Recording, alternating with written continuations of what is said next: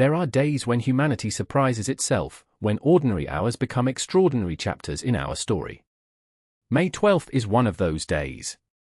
It's the day we conquered the top of the world, when a tiny aircraft soared over the frozen silence of the North Pole and proved that no corner of Earth was beyond our reach. It's the day we gave machines the power to think, when the world's first programmable computer hummed to life and launched us into the digital age. And nearly 2,000 years ago, on this very date, ancient Rome unveiled a towering column celebrating triumph and glory that still stands today. 3 moments, 3 different eras, one unstoppable truth. We were. On the 9th of May, 1926, a silver giant emerged from the Arctic mist. The airship Norge, her engines humming against the endless white silence, crossed an invisible line that had defeated humanity for centuries. Commander Roald Amundsen peered down at the frozen wasteland below and made the historic announcement: they had reached the North Pole. For the first time in human history, human eyes were gazing upon the top of the world from above. This was the moment that changed exploration forever.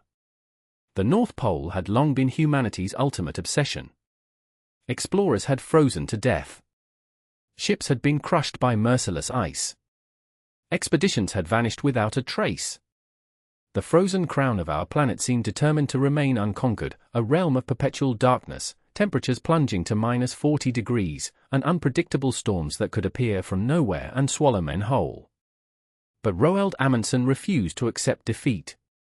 This Norwegian legend had already conquered the South Pole 15 years earlier, and now he set his sights on completing the ultimate polar double. Partnering with the brilliant Italian aeronautical engineer Umberto Nobile, and backed by American explorer Lincoln Ellsworth, they devised an audacious plan: fly over the pole in a state-of-the-art semi-rigid airship. The Norge was a marvel of engineering, over 100 meters long, filled with hydrogen gas, and powered by 3 engines. But flying her across the Arctic was extraordinarily dangerous. Navigation was nearly impossible near the magnetic pole. Ice could form on the envelope and send them crashing down. And if they went down in that wilderness, rescue would never come. On the morning of May 11th, the Norge departed Spitsbergen with 16 men aboard. Hour after hour, they pushed north through freezing fog and biting winds. The crew battled exhaustion, the cold seeping through every layer of clothing. Ice began forming on the propellers, chunks breaking off and tearing through the airship's fabric skin. And then, triumph! At 1:15 in the morning on May 12th, they crossed the North Pole. Amundsen dropped the Norwegian flag. Nobile released the Italian colors. Ellsworth cast down the stars and stripes. 3 nations united in one magnificent achievement. But they did not stop there. The Norge continued onward, completing the first verified crossing of the Arctic Ocean, landing in Alaska 72 hours after departure. The world erupted in celebration. These pioneers had proven that the impossible was merely the untried. Their courage opened the Arctic skies and inspired generations of polar aviators and scientists who followed. 100 years later, we remember that silver ship piercing the frozen unknown, carrying humanity's boldest dream. Picture this: Berlin, May 1941. The world is consumed by war, yet in a small workshop, a quiet engineer is about to change the course of human history forever. With the flip of a switch, Konrad Zuse powers on a machine the size of a wardrobe, and in that electrifying moment, the digital age is born. This is the story of the Z3, the world's first working programmable, fully automatic computer. Konrad Zuse wasn't a celebrated professor at a prestigious university. He was a civil engineer who grew frustrated with the tedious calculations his job demanded. But where others saw endless drudgery, Zuse saw possibility. He dared to ask a question that many thought absurd: what if a machine could think for us? At the time, the very concept seemed like science fiction. Calculations were done by hand or with basic mechanical calculators. The idea of a fully automatic, programmable computing machine? Experts dismissed it as impractical, even impossible. The engineering challenges alone were staggering. How do you build a machine that can store information, follow complex instructions, and execute them without human intervention? Zuse worked in isolation, funded largely by his own savings and the support of his family. His parents' living room became his laboratory. When he needed parts, he scrounged them. When he needed help, his friends volunteered. This wasn't a government-funded project or a corporate initiative. This was one man's relentless obsession. The first attempt, the Z1, was purely mechanical and plagued with reliability issues. The Z2 showed promise but fell short. Zuse refused to quit. He learned from every failure, refined every concept, and pushed forward through setbacks that would have broken lesser minds. And then came the Z3. Using 2200 telephone relays, Zuse created something truly revolutionary, a machine that could perform floating-point arithmetic, store 64 words of memory, and be programmed using punched film strips. It was fully automatic. It was programmable. It worked. When Zuse demonstrated his creation to a small audience in Berlin 85 years ago today, few understood they were witnessing the birth of modern computing. There were no headlines, no celebrations. The war raged on, and the Z3 would eventually be destroyed in an Allied bombing raid. But the idea survived. The principles Zuse pioneered would inspire generations of engineers and scientists. From the room-sized mainframes of the 1950s to the smartphone in your pocket today, every digital device traces its lineage back to that humble workshop in Berlin. Konrad Zuse proved that one determined mind, working against all odds, could reshape the future. The Z3 was more than a machine.